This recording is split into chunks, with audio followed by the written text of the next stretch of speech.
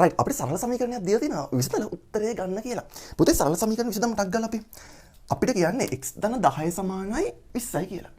සරල සමීකරණ විසඳනවා කියන්නේ x තනි කරගන්න. එහෙනම් x තනි කරගන්න නම් මේ 10 අයින් කරන්න එපයි.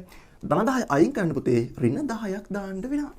පුතේ සමාන ලකුණෙන් මේ පැත්තට යම් දෙයක් කරා නම් ඒ හා සමාන දෙයක් අනිත් පැත්තටත් කරන්න ඕනේ. එහෙනම් 20කට අඩු කරන්න ඕන පුතේ 10ක්.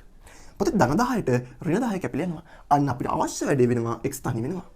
20ෙන් 10ක් ගියහම 10යි. හරි නේද? මෙන්න මේ සරල සමීකරණ විසඳුවාම උත්තරේ 10ක් ආවා. හරි. අපි තව එකක් බලමු ටක් ගාලා. රයිට්.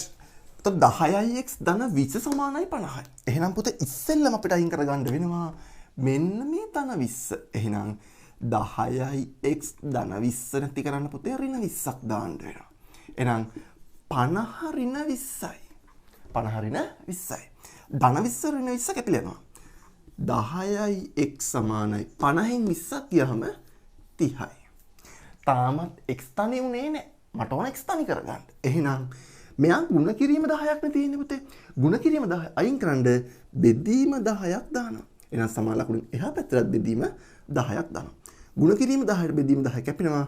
අන්න අපිට අවශ්‍ය වැඩේ x තනි වෙනවා. එහෙනම් 30 10න් බෙදුනහම උත්තරේ නෑ පුතේ කීයද? 3යි. හරිද?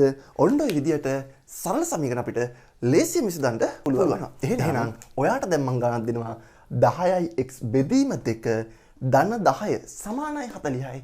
එහෙනම් මේක විසඳලා කමෙන්ට් එකකට දාගෙන යන්න උත්තරේ